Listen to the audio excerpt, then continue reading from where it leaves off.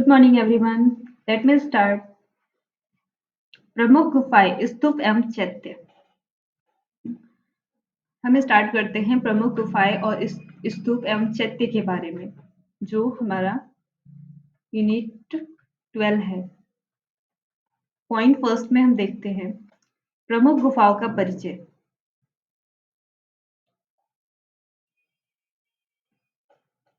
Point first में प्रमुख गुफाओं का परिचय, जिसका फर्स्ट पॉइंट है अजंता गुफाएं। अजंता की गुफाओं के बारे में अब हम रीड करेंगे।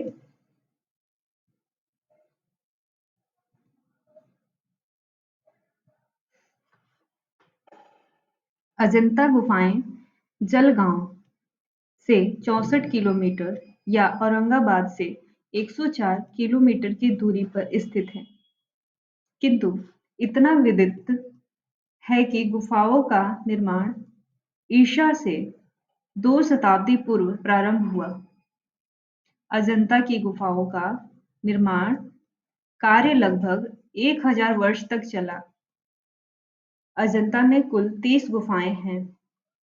ध्यान से देखिएगा, अजंता में कुल 30 गुफाएं हैं। उनमें 5 चैत्य मंदिर और शेष जनसभा और निवास के लिए बड़े हॉल हैं।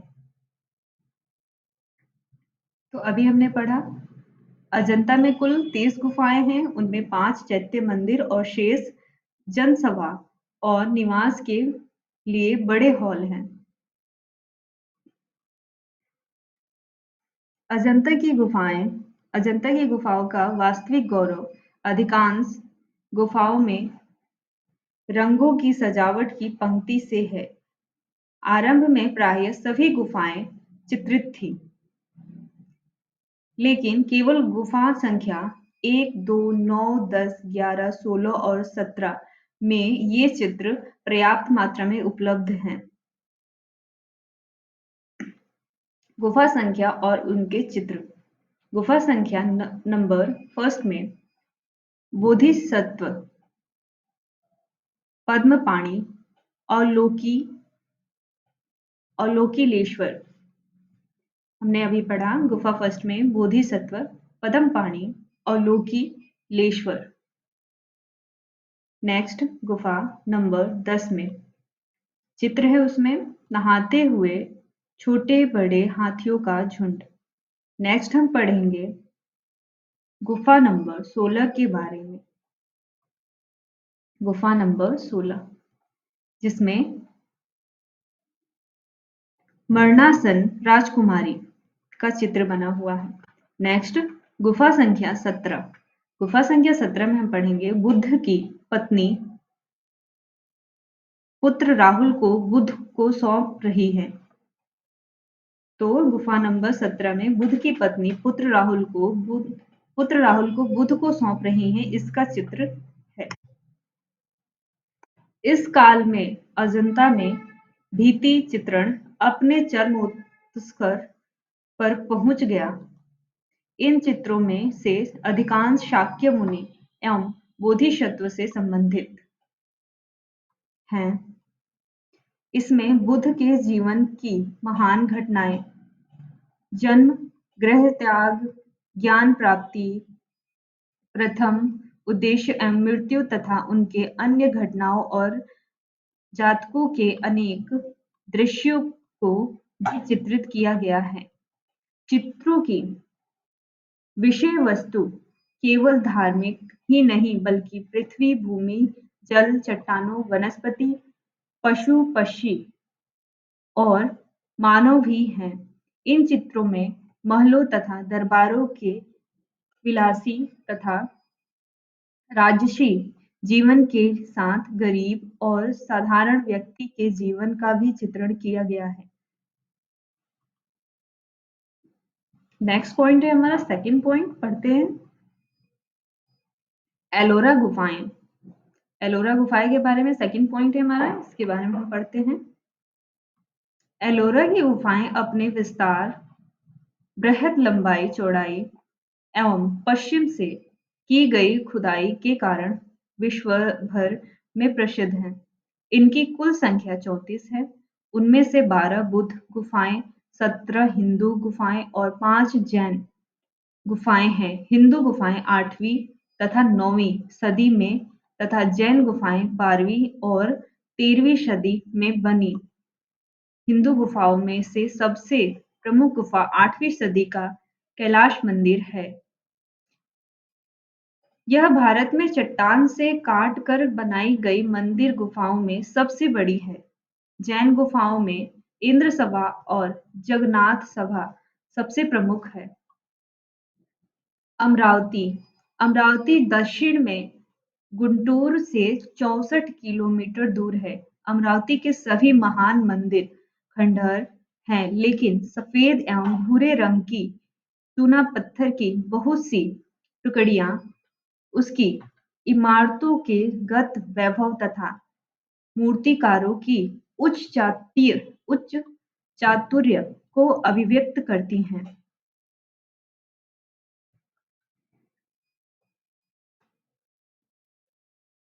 अमरावती थर्ड पॉइंट था हमारा। नेक्स्ट थर्ड पॉइंट के बाद नेक्स्ट हम पढ़ेंगे फोर्थ पॉइंट अपना, नागार्जुन कोंडा। नागार्जुन कोंडा इसका पुराना नाम श्री पर्वत था। हेनसांग के अनुसार एक सातवाहन राजा ने नागार्जुन में एक मठ का निर्माण कराया जो ईसा को दूसरी सदी का प्रसिद्ध बौद्ध स्थान था। वहां विजयपुरी नामक नगर शिक्षा और तीर्थ यात्रा का केंद्र था। नेक्स्ट पॉइंट है हमारा फिफ्थ नंबर वाला पॉइंट, बराबर एवं नागार्जुनी। इसके बारे में पढ़ते हैं। बराबर एवं नागार्जुनी इन शैलकृत गुफाओं का निर्माण अशोक द्वारा करवाया गया था। तीसरी सदी ईस्वी पूर्व में बिहार में गया जिला के बराबर था। नागार्जुनी की पहाड़ियों के चट्टानों को काटकर इसका निर्माण हुआ था। इस पर बनी 4 में से 3 गुफाओं में अशोक के शिलालेख होने से पता चलता है कि 2 गुफाएं अशोक द्वारा शासन के 12वें एवं 19वें वर्ष विश्वों को दी गई। इन गुफाओं को आजीविकों के निवास के लिए बनवाया गया था। अशोक की प्रमुख 3 गुफाएं हैं। अशोक की प्रमुख 3 गुफाएं हैं। कौन कौन सी हम पढ़ते हैं इसके बारे में। पहला है सुदामा, दूसरा विश्व झोपड़ी तथा तीसरा कर्ण झोपड़ी, सॉरी विश्व झोपड़ी तथा तीसरा कर्ण चौपड़। दशरथ की गुफाओं में लोमश ऋषि की गुफा तथा गोपिका गुफा महत्वपूर्ण है। नागार्जुनी पहाड़ी पर स्थित तीनों गुफाओं में देवानंपिय दशरथ अशोक के पौत्र अंकित हैं जो आजीविकों को दान में दी गई थी। नेक्स्ट पॉइंट है हमारा पॉइंट नंबर 6, भज। महाराष्ट्र के पुणे जिले में स्थित इस गुफा का निर्माण दूसरी शताब्दी ईस्वी पूर्व में हुआ था। इसमें कुल 22 गुफाएं हैं। इसका चैत्य गवाक्ष गोलाकार है तथा स्तूप में किसी प्रकार के अलंकरण नहीं है। नेक्स्ट 7, उदयगिरी। भुवनेश्वर के समीप उदयगिरी पर्वत को काटकर इस गुफा का निर्माण किया गया था। शुंग काल में निर्मित इस गुफा मंदिर का संबंध जैन धर्म से है। नेक्स्ट है हमारा 8वां, पीतलखोरा। पीतलखोरा यह महाराष्ट्र के औरंगाबाद जिले में स्थित है। इसमें 13 गुफाएं हैं। इसकी गुफा संख्या 3 चैत्यगृह तथा गुफा संख्या 4 विहार हैं। इसका निर्माण द्वितीय शताब्दी ईस्वी पूर्व में हुआ। 8वां के बाद नेक्स्ट है हमारा 9वां, कार्ले। इसमें एक विशाल चैत्यगृह एवं 3 विहार हैं। इसमें आगे का भाग 2 मंजिला है तथा नीचे के हिस्से में 3 दरवाजे हैं। इस चैत्यगृह की लंबाई 38.25 मीटर, चौड़ाई 15.10 मीटर तथा ऊंचाई 14.50 मीटर है। चैत्यगृह के अंदर एवं बाहर कई अभिलेख अंकित हैं। इससे इसका निर्माण काल प्रथम सदी ईस्वी होने का पता चलता है। नेक्स्ट हमारा नंबर 10 कन्हेरी। कन्हेरी के बारे में पढ़ते हैं हम। कन्हेरी गुफा के बारे में दूसरी सदी ईस्वी में चट्टानों को काट छांट कर इन 90 गुफाओं का निर्माण किया गया। यह मुंबई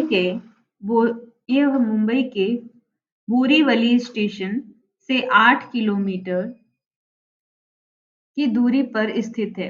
इस चैत्यगृह की बनावट कार्ले के चैत्यगृह से मिलती है। इस चैत्यगृह के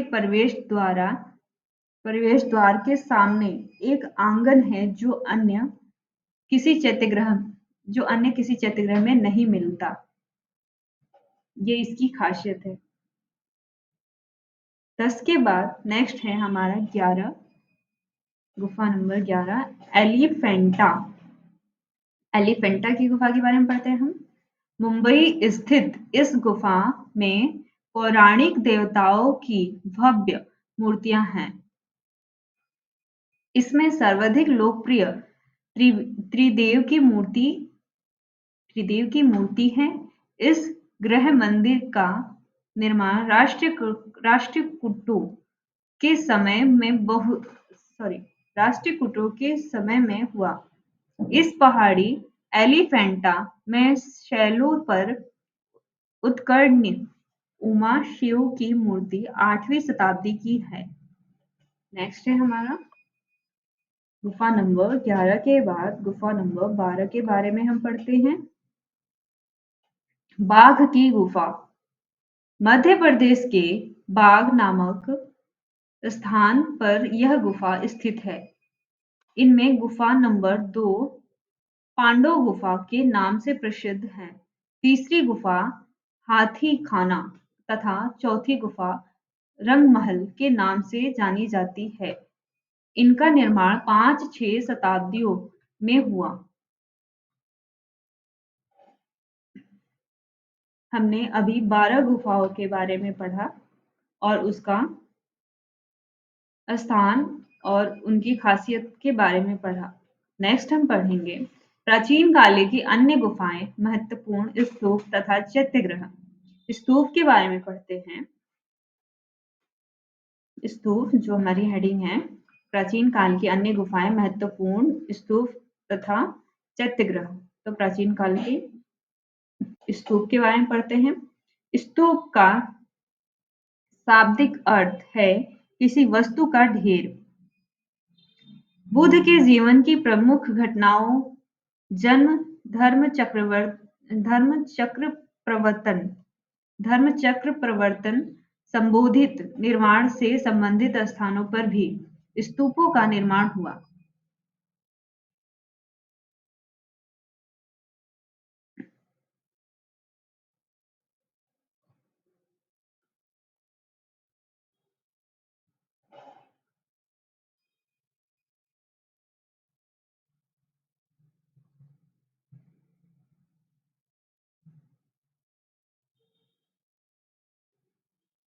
स्तूप के मुख्य अंग।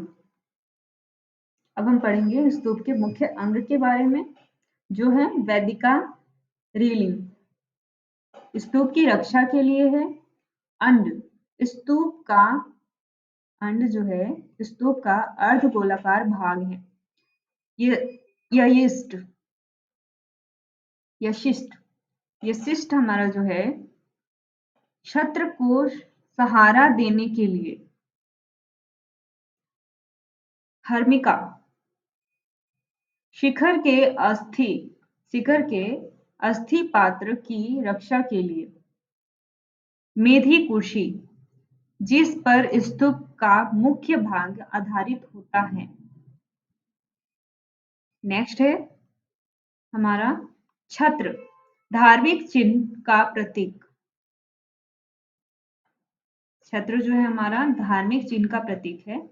नेक्स्ट है सोपन, मेधी पर चढ़ने उतरने हेतु सीढ़ी। स्तूप 4 प्रकार के होते हैं। अब हम स्तूप के प्रकार पढ़ेंगे, वो कितने प्रकार के होते हैं पढ़ते हैं। स्तूप 4 प्रकार के होते हैं। पहला प्रकार है हमारा शारीरिक स्तूप, दूसरा प्रकार है परिभोगिक स्तूप, तीसरा प्रकार है उद्देशिका स्तूप, चौथा प्रकार है पूजार्थक स्तूप। नेक्स्ट हम पढ़ते हैं प्राचीन काल के प्रमुख स्तूप। पहला है भरहुत, दूसरी शती ईस्वी पूर्व में बने इस स्तूप को 1873 में अलेक्जेंडर कनिंघम ने खोजा। बुद्ध के भस्मों के ऊपर निर्मित यह स्तूप सतना जिला मध्य प्रदेश में स्थित है। इस स्तूप के लकड़ी के जंगले को शुंग शासकों ने पत्थर के जंगले में परिवर्तित किया। यह सर्वाधिक प्राचीन स्तूप है। नेक्स्ट हमारा है झांची। सेकंड पॉइंट जो हमारा है वो है झांची, सॉरी सेकंड पॉइंट है वो हमारा सांची है, सांची। अभी हमने पढ़ा प्राचीन काल के प्रमुख स्तूप में पहला स्तूप भरहुत्था, नेक्स्ट है स्तूप सॉरी सांची। नेक्स्ट स्तूप सांची है। रायसेन जिला मध्य प्रदेश में स्थित सांची में 3 मुख्य स्तूप हैं। सबसे बड़ा स्तूप महास्तूप कहा जाता है। अशोक ने 3री सदी ईस्वी में इस स्तूप के ढांचे को बनवाया था तथा शुंग शासकों ने इसका विस्तार किया। इस स्तूप की ऊंचाई 1650 मीटर तथा व्यास 40 मीटर है। इस स्तूप के एक ओर के जंगले तथा तोरण द्वार सातवाहन युग में बने यह बौद्ध स्तूपों में सबसे विशाल और श्रेष्ठ है। नेक्स्ट है हमारा थर्ड पीपर हवा। पीपर हवा के बारे में हम पढ़ते हैं। गुंटूर जिला आंध्र प्रदेश में 116 फुट व्यास और 22 फुट चौड़ाई वाला यह स्तूप पूर्व मौर्य युग का है। खुदाई के दौरान इस स्तूप के अंदर एक मंजूषा में बुद्ध के अवशेष प्राप्त हुए हैं। नेक्स्ट पॉइंट है हमारा फोर्थ पॉइंट अमरावती। अमरावती के बारे में हम पढ़ते हैं। गुंटूर जिला आंध्र प्रदेश में कृष्ण नदी के तट पर स्थित यह स्तूप ईस्वी पूर्व 2री सदी का है। इस स्तूप का प्राचीन नाम धन्यकटक था। घंटाकृति में बने इस स्तूप का पता 1797 ईस्वी में कर्नल कालीन मैकेंजी ने लगाया। इस स्तूप का निर्माण श्रेणी प्रमुख के अनुदानों द्वारा सफेद संगमरमर से बनवाया गया या फिर करवाया गया है। सफेद संगमरमर से करवाया गया है। फोर्थ पॉइंट के बाद नेक्स्ट पॉइंट हमारा पॉइंट नंबर 5 बोधगया। वाराणसी बिहार में स्थित मौर्योत्तर युगीन इस स्तूप की नींव अशोक ने रखी। इस स्तूप का निर्माण ग्रेनाइट से किया गया है। नेक्स्ट है हमारा 6 सारनाथ। सारनाथ के बारे में पढ़ते हैं हम। सारनाथ की स्तूप के बारे में वाराणसी उत्तर प्रदेश के निकट ईंट से बने इस स्तूप का निर्माण अशोक ने करवाया था। इसे धमेक स्तूप के नाम से भी जाना जाता है। इसका एक अन्य नाम धर्मराजिक स्तूप भी है। नालंदा राजगृह विहार से 5 मील, सॉरी 7 पॉइंट है हमारा नालंदा। नालंदा के बारे में पढ़ते हैं। राजगृह बिहार से 5 मील दूर नालंदा नामक बौद्ध स्थल पर इस स्तूप का निर्माण अशोक ने करवाया था। नेक्स्ट पॉइंट है हमारा पॉइंट नंबर 8, नागार्जुन कोंडा। नागार्जुन कोंडा के बारे में हम पढ़ते हैं। नागार्जुन कोंडा स्तूप के बारे में। गुंटूर जिला आंध्र प्रदेश में स्थित इस स्तूप का निर्माण इक्ष्वाकु इक्ष्वाकु शासकों ने करवाया था। इसकी खोज 1926 ईस्वी में हुई थी। 8 के बाद नेक्स्ट है 9 पॉइंट,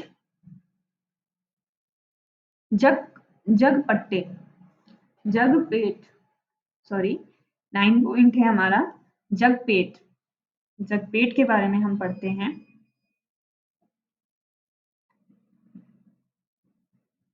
जगपेट के बारे में हम पढ़ते हैं।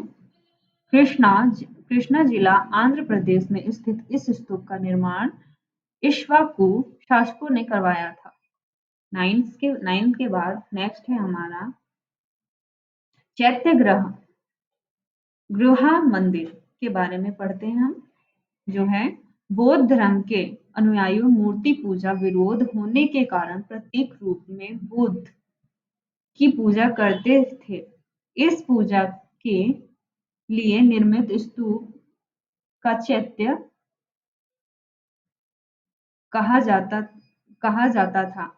बुद्धों द्वारा वंदन, ध्यान आदि चैत्यगृह में हो ही में ही होता था। बौद्धों द्वारा वंदन, ध्यान आदि चैत्यगृहों में ही होता था। चैत्यगृह के समीप ही भिक्षुणियों के निवास के लिए विहार बना होता था। इन चैत्यों के अंदर बने छोटे-छोटे स्तूपों को दारगोआ कहा जाता था।